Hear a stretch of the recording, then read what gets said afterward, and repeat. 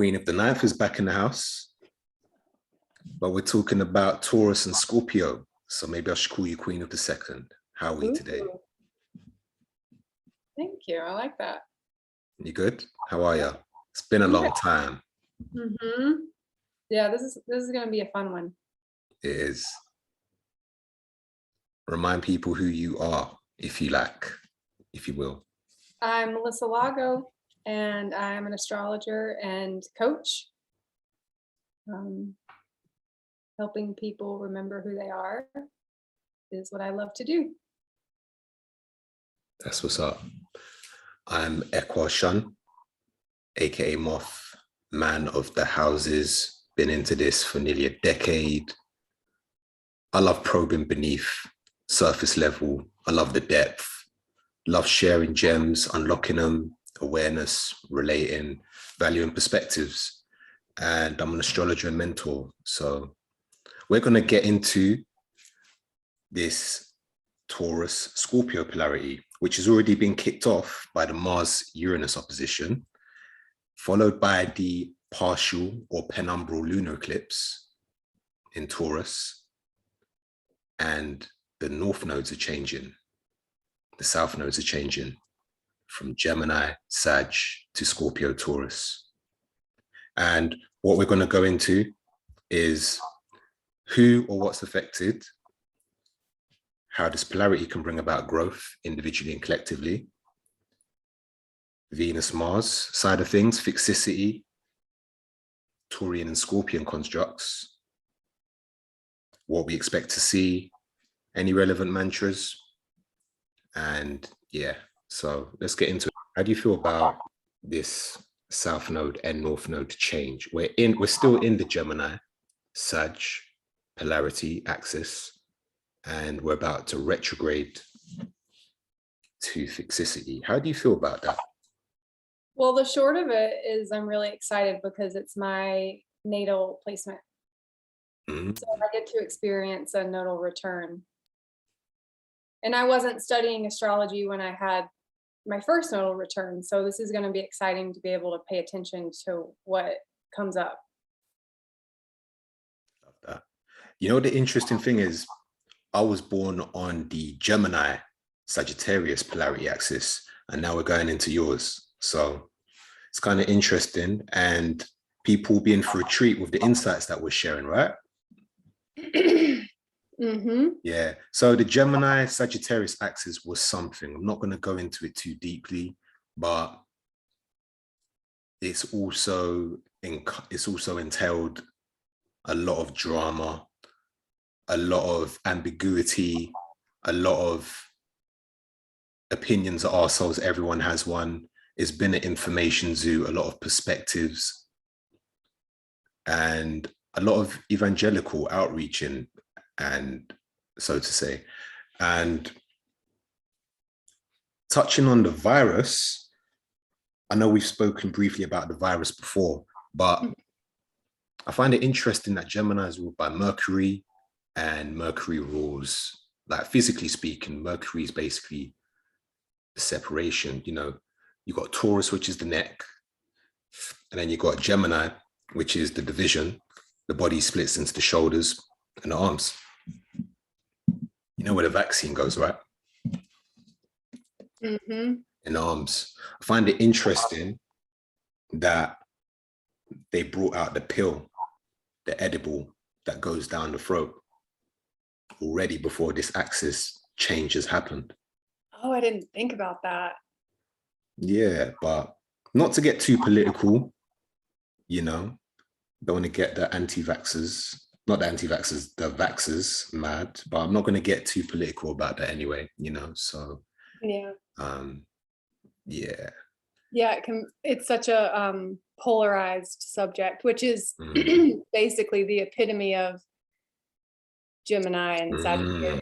So I'm actually, as a whole, like on a personal level, I'm excited about the nodal shifts because I know this polarity and axis very well.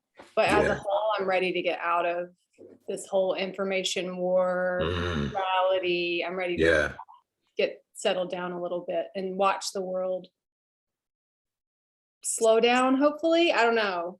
It'll be interesting to see what happens. And we'll have a whole year and a half to see. In true Taurian fashion, slow down, yeah? Yeah. So, yeah, with considering this is a fixed sign, these are fixed signs we're dealing with. First off, astrology is symbolic language. If you understand astrology, the sky speaks to you, right?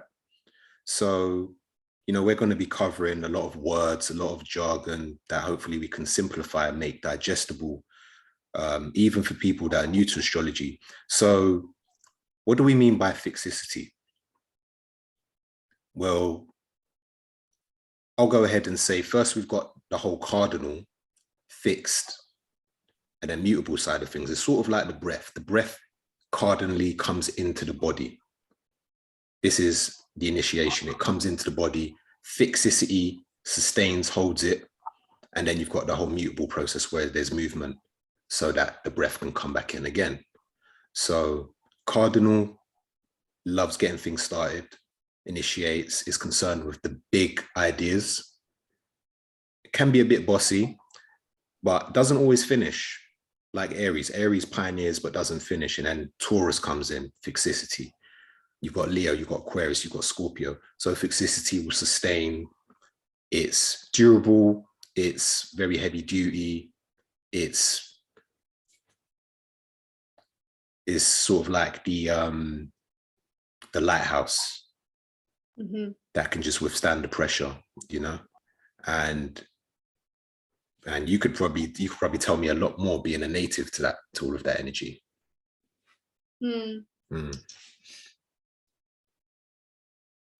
Yeah, it's just stability, just being able to, like it's the lighthouse. I love that vision of to just stand there and take it all. Yeah. The oak tree. The oak tree. Love that. Solid, right? Yeah. But what will we have permanence in? That's the question. What is being sustained? What will be new? And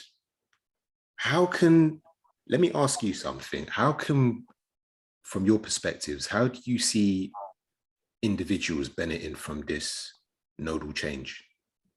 On an individual level, the benefit? Well, I believe that Taurus might be the most important sign. Not biased at all. Okay, I'm just kidding. But there's something really important about Taurus that I think people have forgotten. And I think that they would benefit from learning and remembering that and simplifying life to the point where people are spending more time with themselves and their bodies. I mean, we live on Earth, and Taurus is an Earth sign.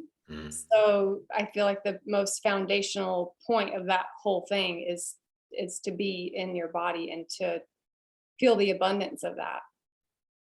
Simply put. Yeah, simply put. And that's what Taurus deals with, simplicity as well. Yeah. I love that. And on the other side of it, like Taurus can feel so boring compared to Scorpio. Scorpio's like digging into the depths, like let's talk about taboo, let's like sex and death. But you know, all of that can exist at the same time. But the point of the nodal shifting is that we're leaning into simplifying and coming back to the body and who we were born to be, as well as like just our own natural resources. I'm glad you said resources. So such an important association with Taurus and values and possessions. Can't say we can't mention Taurus and Scorpio without mentioning possession or possessiveness, especially where Taurus is very earthy, and as you said, in the body. So, you know, spirit meeting matter. It's the first earth sign, isn't it? So it's the introduction to the senses, which makes sense with all the being in your body, feeding the senses, indulging. You know, it's something brand new. Then you got. Sorry to interrupt you, but I just had like a quick thought. It's like where Aries, it's like you take your first breath. Taurus is the next step, and that's like being in a body. And I find it so inspiring and fascinating because it's not focused on so much. We forget because we're so distracted. We do. Yeah, but go on. You ain't never lied. True. And then you got, Scorpio, like you said, with its complexity, which is very psychological as well. There's a lot of psychological, a lot of alchemy complexities ruled by 2 planets. So I find that a lot of the signs, well, there's not, when I say a lot, it's not many of them, but the signs that do have, that are co-ruled, I do find that there's some complexity with them.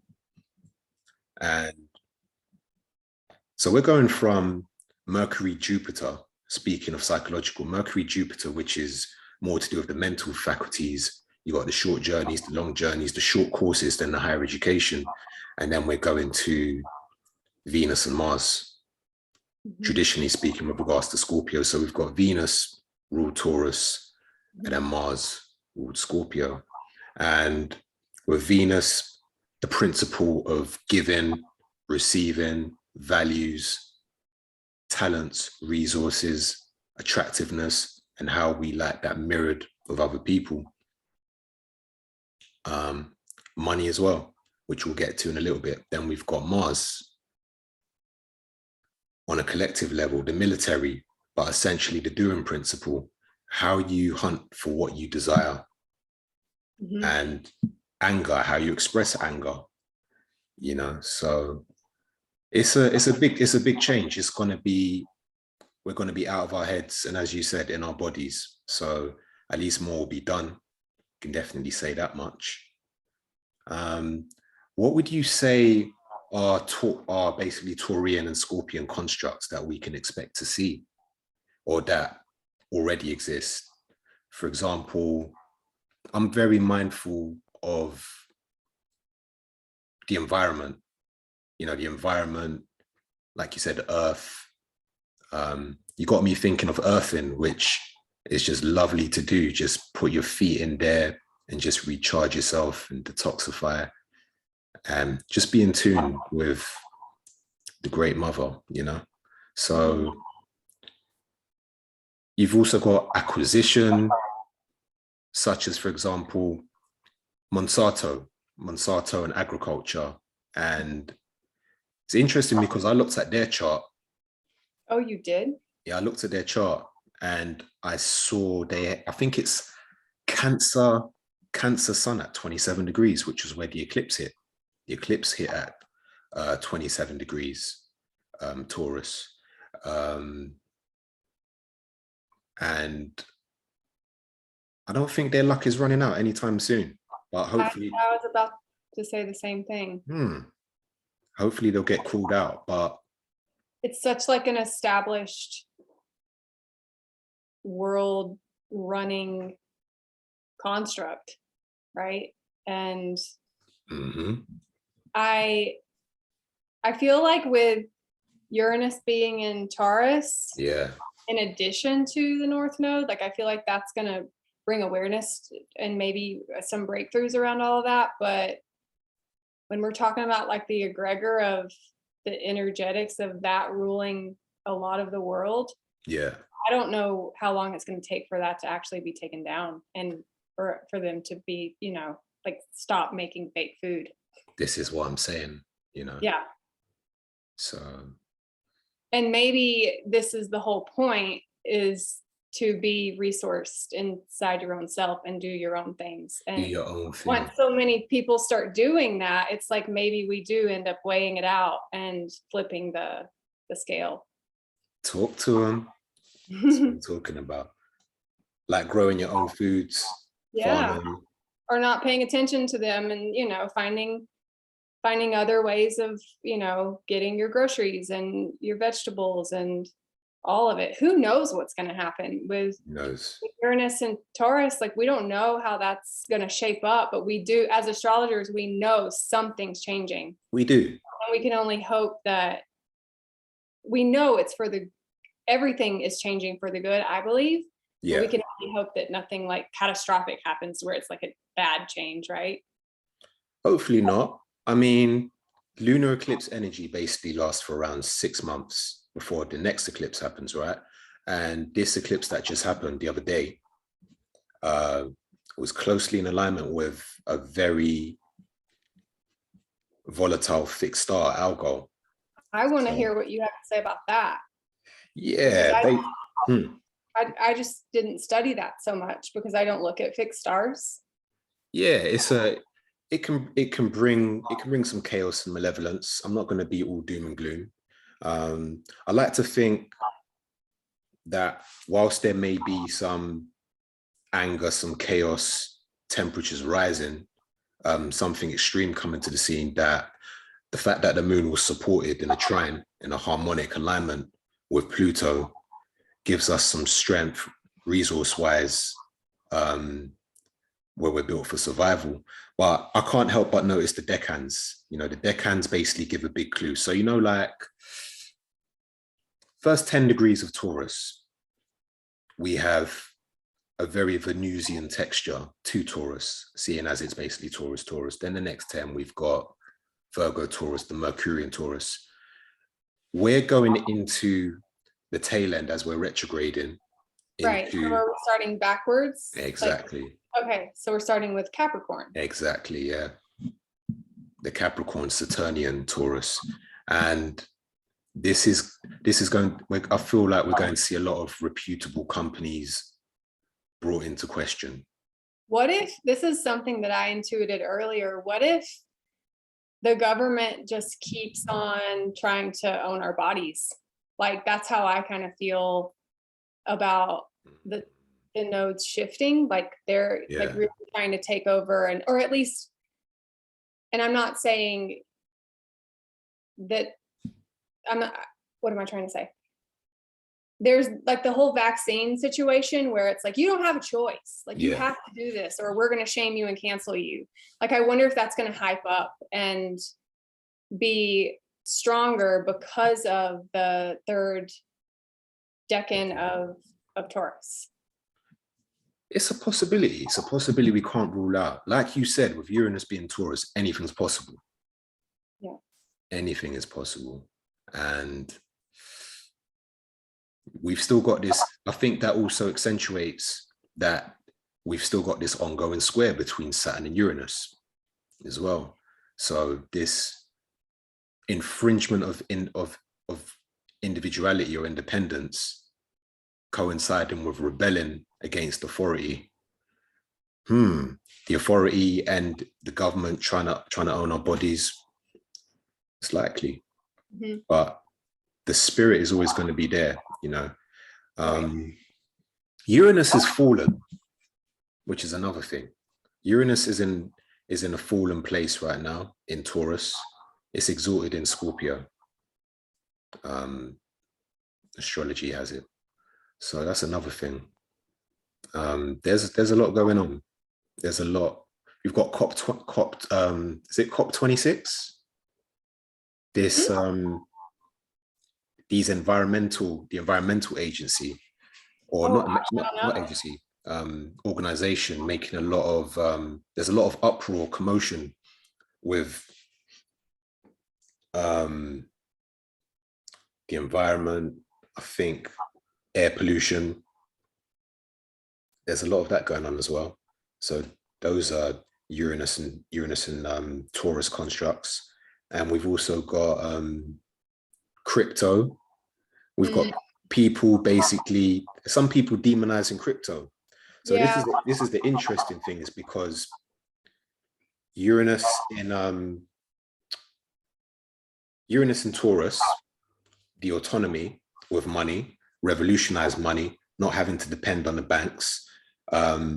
It's friendly or community related because it's pretty much peer-to-peer based. And conversely, we've got concerns or people protesting against that. And you've also got, due to environmental concerns, typically paradoxical of Uranus. And we've got NFTs on the scene as well. So it seems that these planets, they don't waste any time manifesting expression. Right. Right. It's happening so fast. Do you see any other Uranus and Taurus happenings or? Let me think. Not anything that comes to mind at the moment. What about you?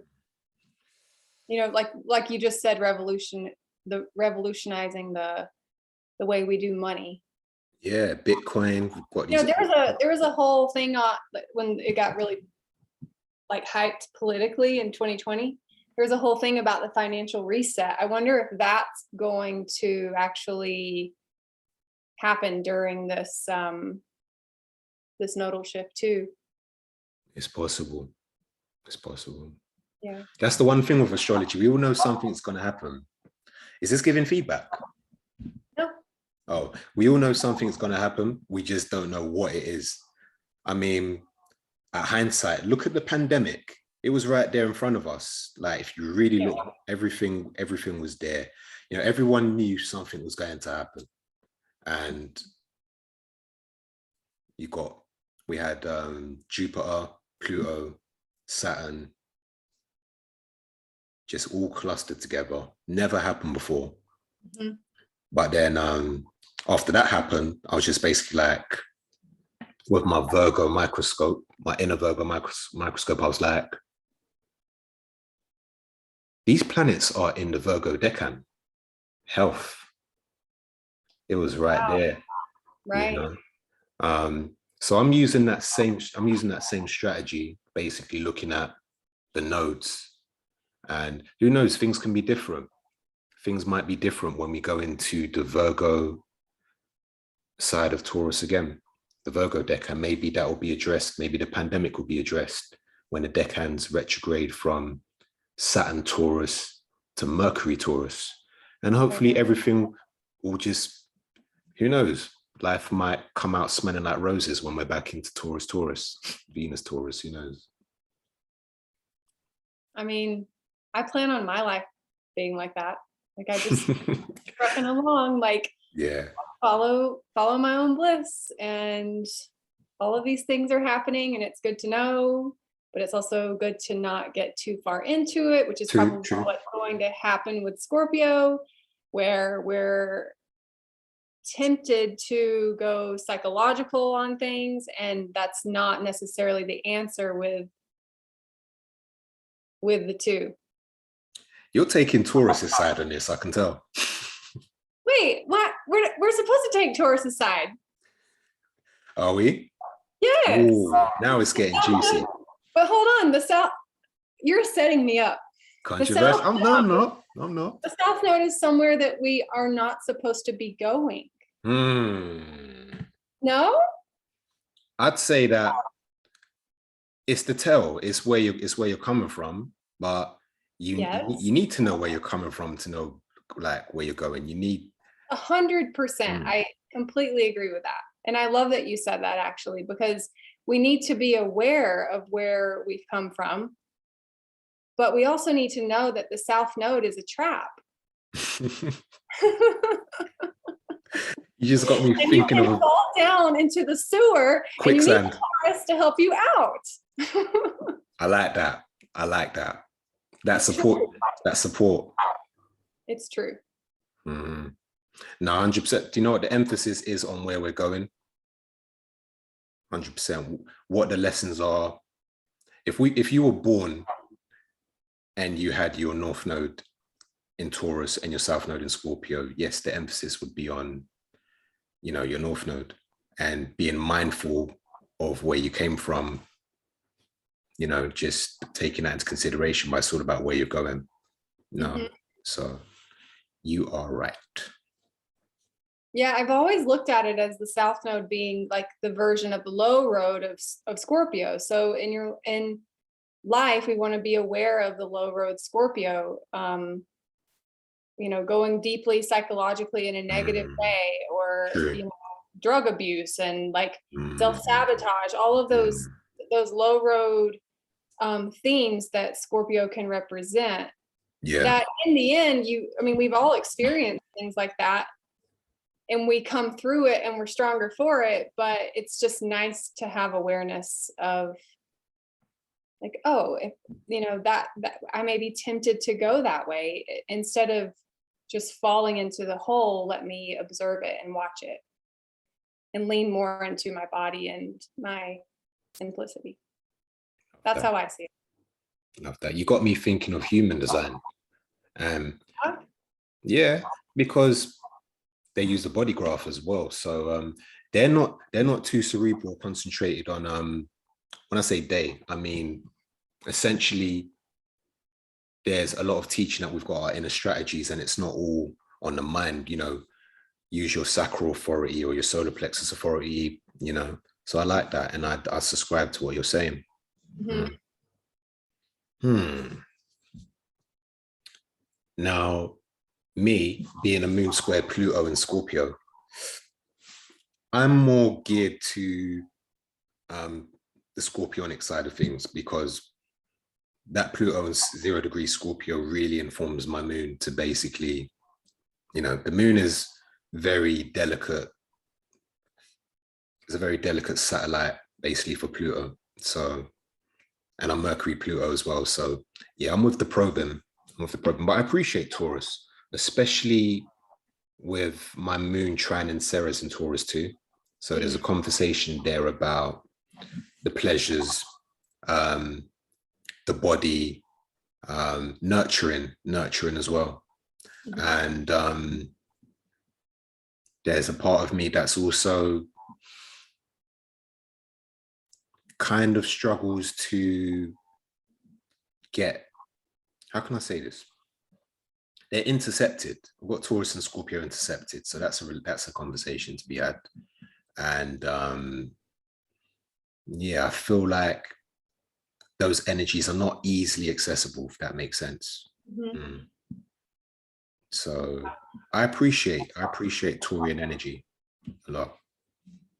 Well, when they're not easily accessible, it's just a matter, I believe it's just a matter of anything like building new connections with the neurons. Like it's just focusing on those types of things that will get you there, if that's one of your goals. That exercise of repetition, right? Yeah, to access those energies and those themes in your life. Yeah. Ties back to the Venus Mars thing as well, because my Venus is at home in Libra, and then I've got my Mars is, I've got very strong Mars, very strong Mars. I'm glad it's in Sag. That's all I'm gonna say. I was just thinking, you're gonna have a Mars return here soon. Feels like yeah. So no, it doesn't feel like a Mars return every day. I haven't been on holiday in a while. I feel like my arrow's been shot down for the past year and a half. I need to get out of here. Wait, the past year and a half? Yeah, maybe 2 years. So Mars and Sag, we're moving into Sagittarius season tomorrow. And, we're coming out of burial season.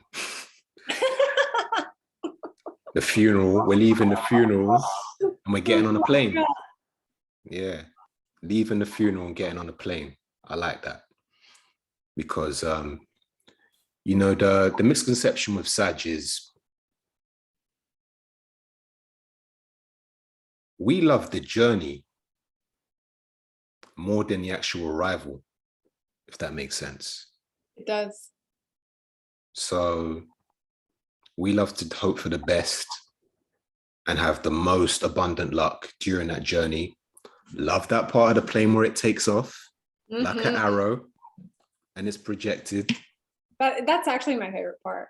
I feel like I feel like I'm like at home when it finally gets in the air. Yeah. And then when it lands, it's not like I won't go into the country for any reason, but like when it lands, I'm like, oh man. It's a little more grounded, right? Mm. Not as exciting and inspiring. Yeah. So interestingly enough, there was a travel ban, so Sagittarius was basically put on mute for the past 18 months anyway. How sad. None of us liked that. Yeah. Interestingly enough, you said earlier, you mentioned the word establish. Yeah. That's Taurian stuff as well, right there. So establish, yeah. Manifest, establish. It's going to be interesting to see what's established, what's manifested, what's sustained, all of that acquisition. Taurus is concerned with ownership as well.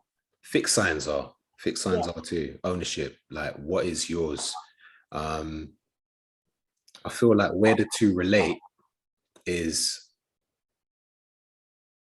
let's take it to the houses. The astrological houses, for those that are new to astrology, locked in, these 12 areas of experience map your symbolic blueprint, your horoscope, your natal chart, your birth chart, to actual events, concerns the outside world, where your energies manifest, and those energies, it shows where those energies are seen by others. The second house shares themes with Taurus being a second sign, right? Venus. And then you've got the 8th house, which shares themes with Pluto and Scorpio. Now, interestingly enough, you can look at the 8th house as the second house combined with the 7th house. Because the second house, you're dealing with resources, talents, money, what you own, possessions, and how that ties into your value. You've also got sensuality and arguably masturbation. Then you've got the 8th house, shared resources. What's ours? What's yours is mine. What's mine is yours. You've got inheritance, taxes. You're penetrating to the core, and you're transcending self by merging with someone else. And this is penetration, sex. So yeah, there's a lot of correlations, a lot of similarities. Possessing items and then possessing people. And yeah, we see this on so many levels. Speaking of possessing items and possessing people, also ties in with slavery as well. Something that started with, my ancestry, I'm from a place in Ghana called Elmina, and Elmina Castle was where there's a lot of slavery took place, and started with cargo, then it went to people. So in a way, it kind of went from Taurus to Scorpio in that way. I see, yeah. And America, who noticeably has, does America have its sun or moon at 27 degrees? I don't know off the top of my head. Yeah, but I see America being impacted as well. America's having its Pluto return. So, and that Pluto's in the second house. Interestingly enough, Pluto rules the 8th, modern rule of Scorpio, and then it meets the second house. In a way, in a remix kind of way, that's Taurus-Scorpio again. Interestingly enough, when the eclipse thing happened, we had the whole BLM, the whole BLM protest again. So yeah, eyes are going to be on America again. You're saying that's being uprooted because of the astrology, or the astrology is reflecting the awareness around all of those kind of hidden sorts of things that no one talked about. Yeah, because the second house possession is interesting as well, because I've seen a few documents where Black people are referred to as Plutonians. In certain countries as well, Black people being an embodiment of Pluto. That's interesting. Yeah, there's a lot to be said on that. And the second house possessions. So, you know, that is still being addressed. Could be heightened. Hopefully, I'm not doing the fear mongering. Hopefully, there can be a more transcendental texture to this Pluto and second return that America's having, you know. So yeah, but that's that's a loaded topic.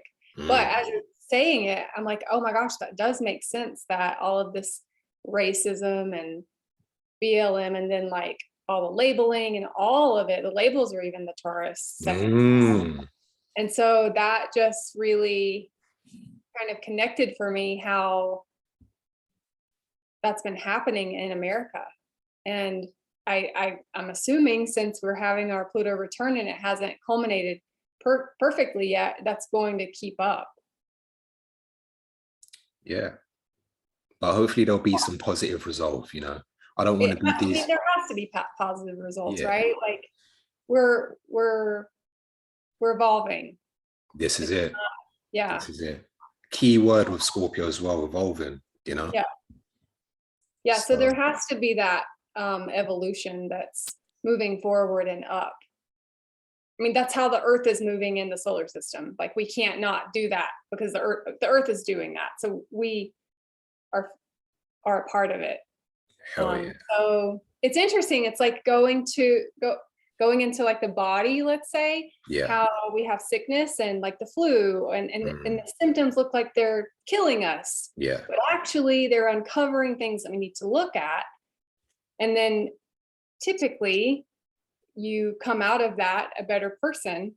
I feel that the same thing happens with all of this chaos and all the negativity that's happening. I feel like it's just a part of the ecosystem that is just a part of evolving. Love that. I feel like that ties into a post you did recently as well. I love that post where you spoke about illness and the body and appreciating the immune system and rebuilding. So yeah, and maybe it's a destroy and rebuild sort of procedure going on right now. You know, destroy, Scorpio, go into building. It could go either way. I like that you brought up the labels, because branding definitely is a Taurian construct, you know. Not just talking about designer labels, that is very Taurian, not to take away from that. I own this and this is the name. Yeah. It might not match what you're wearing, but it says Balenciaga, it's accepted. Right, totally. But going deeper into even the signs themselves, I mean, look at astrology, because people hear a sign, it's sort of like people hear sex and their mind drifts off with maybe some taboo connotations. They might not look at it in a holistic viewpoint. They might not look at the tantra or the healing or how sex is essentially a creative force. Same with Gemini. People hear Gemini and the connotation might be two-faced, fickle, can't stay still, going from one partner to the next.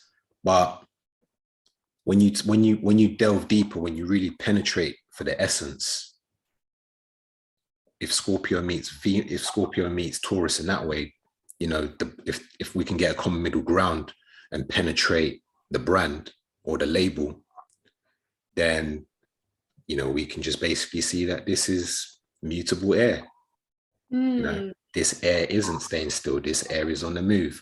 What's air? Ideas, basically assigning, you know, a certain meaning to something, sharing, communicating, brainstorming, social grace, you know. And the same with Taurus. What does Earth do? Earth is solid, it's reliable, it's grounded, it's practical. What does fixicity do? It sustains, it holds. Maybe that would be a more holistic approach for people locked into or new to astrology, even people that are quite seasoned with astrology, instead of being like, oh, Taurus, too slow, just wants to eat all day. Stop it. Stubborn. Don't call us slow. I'm a Taurus rising, but I'm actually very slow. Taurus risings, I feel like, are slower than Taurus suns. Yeah. Yeah. Yeah, my son's a Taurus rising. There's a lot to be said on that. Slow as hell. Yeah. Well, let me tell you why we're slow. Let's divert for a second. We're slow. He might not be yet, but I'm assuming he has a very pleasurable filter that he looks through, and we want to take things in, so we go slower to take it in. Indulge the senses. Yeah. And it's not necessarily like, oh, everything smells good and everything tastes good. And I mean, it is like that actually a lot of the time. But even just moving about the day, even on autopilot, I just naturally move slower because I'm moving in this, because your rising sign represents your body and your filter. I feel like it's like our avatar. Yeah. It's kind of coded in this way of carrying me through life slower to take it all in. Your vehicle, right? Yeah, true. Also Venus.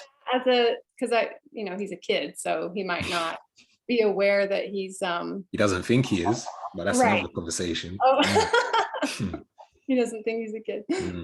But yeah, Venus, true to Venus as well. Venus is really slow on its orbit, on its tilt. Really, really slow. That's cool. I appreciate taking in feeding the senses and taking time to appreciate and indulge. You know, Taurus might eat an apple and appreciate it much more than the Aries would, probably, you know, and just, you see the facial expressions, yeah, we're big mmers. We're just, it sounds like everything. Eating food is just basically like listening to a slow jam, basically, and just losing yourself. It's so good. It's funny. Yeah. Slow jam's probably Taurus as well. Yeah. I was gonna say, yeah, with Brandon as well. Let me give some examples. I wonder if I've got some examples. Trump has got a Taurus midheaven. You've got the Trump Tower. Let me put my name on it.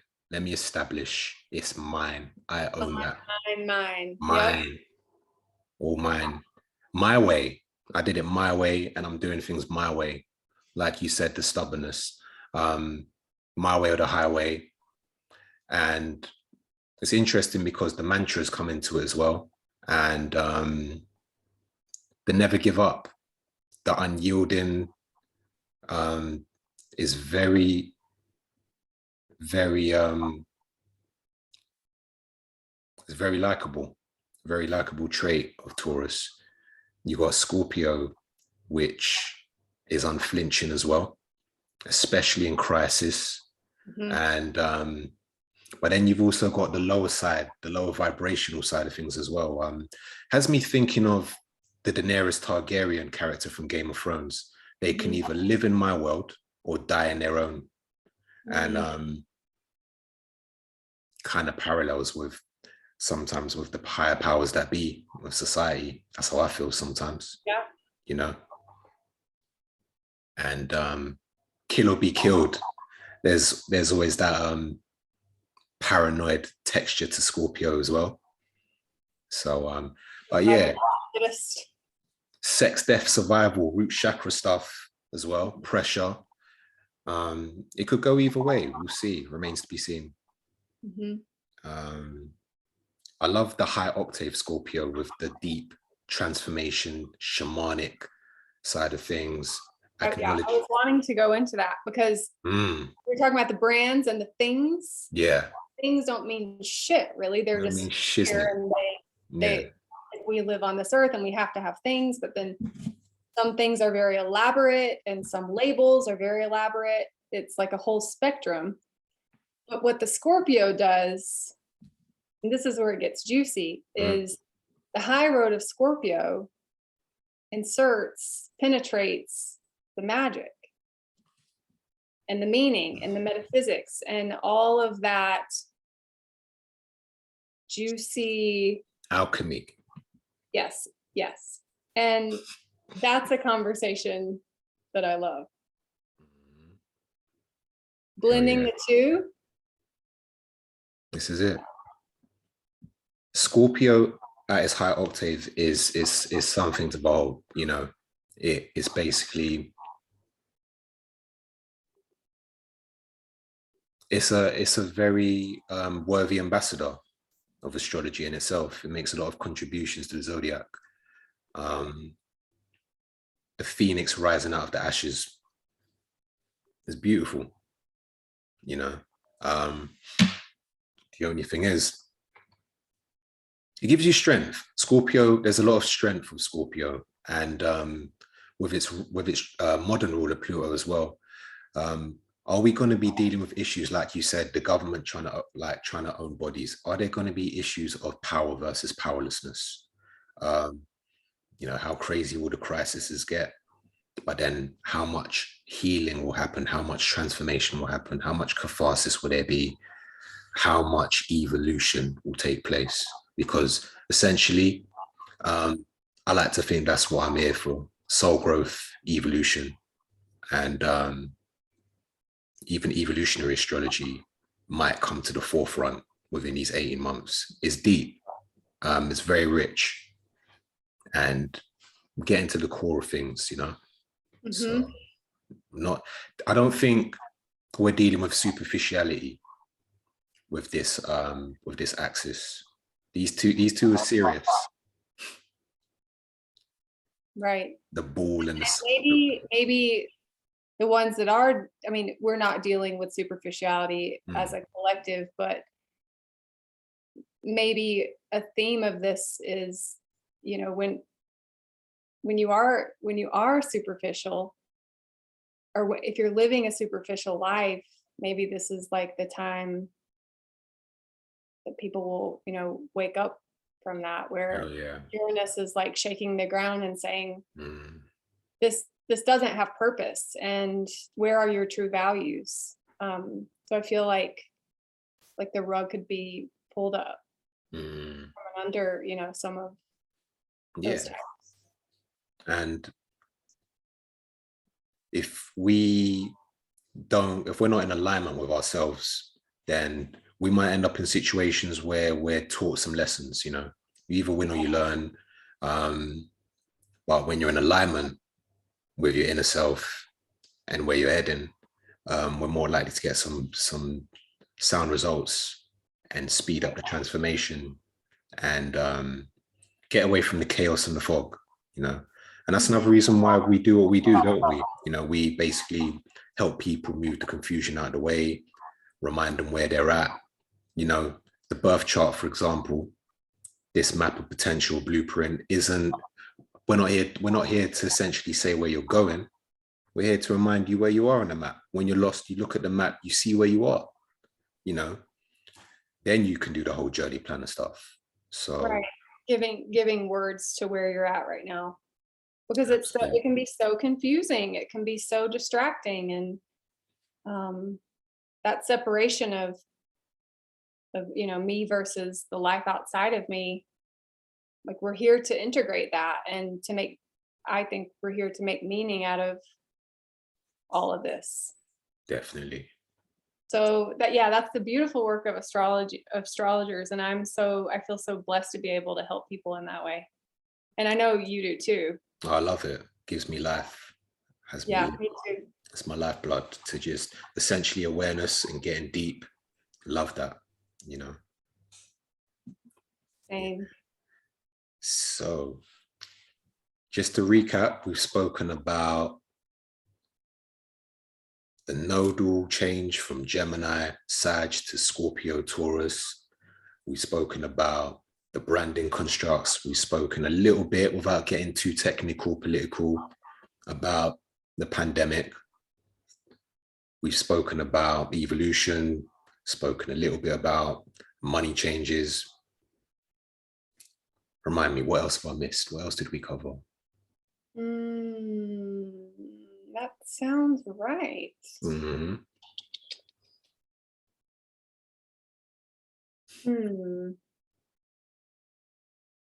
Yeah. What about how Taurus-Scorpio can benefit the collective? We've covered that. Sure. Well, we were just talking about how you blend them, how it's the Phoenix rising, where Scorpios and penetrating, and whether it's through crisis or health issues or whatever, that deep stuff that you have to experience in order to be a holistic person, and be a human. To me, that gets you closer to your actual true values and who you truly are, and helps you sustain a fulfilling life. So blending the two is, very important, and we'll be doing that work. It'll be our new lesson. Hell yeah. I love that you said sustain. See me, I love the keywords. Yeah. And when you sustain that, you reclaim your power. Yes. So individual power, sovereignty. We live in an abundant world, and we were taught that we weren't. And we are. So yeah, it's interesting. It is. So there you have it. I love that. I love that chat. I love all our chats. Me too. So there'll be more. Well, thank you for inviting me. Thanks for doing this. Oh, you're welcome. Thanks for sharing your time. Yeah. Always a pleasure to chat. But before you go, tell the people where they can find you, and if you've got any other advice. Just my advice is follow your heart. I know it sounds cliche, but it's real. Your heart is your body. We're coming from this place of being in our mind all the time. So when the nodal shift happens, like, even if it doesn't feel natural to you, doing things that help you get in your body and remain in your body will I think it'll catapult you to through life better, and to your vision better. That's what I feel like is most important right now. And then there was something else I was going to say about that with the Taurus. Oh, and then just having faith. Sagittarius season, isn't that like right now? Yeah, in maybe an hour or two, just like that. Cool. So if that child's born whenever it's 0 degrees Sag, none of this on the cusp nonsense. Oh yeah, you're very passionate about that one. I feel like every sign change, you're like, and by the way. Yeah, I've got to do that public service announcement. Both signs. Yeah. That's the Taurus in me. I'm unyielding with that. Yeah, where can people find you, Melissa? Oh, so I'm just on Instagram. You can DM me for booking readings and sessions. Cool. Yeah. Melissa_Melissa Lago. There you go. Yep. So Melissa's told you, follow your heart, stay in your body, North Node. I'll keep it South Node in Scorpio and say, stay deep and embrace the hideously beautiful and the beautiful ugly. It's got to be confronted. Stay deep. You can catch me on Instagram at Man of the Houses and on Facebook, facebook.com/Man of the Houses. So we both do consultations. We both love our work. We're colleagues and we're both here to herald in higher consciousness. So thanks for your time. Thanks for your time, Melissa. And stay tuned for more. Stay blessed. Peace. Thank you.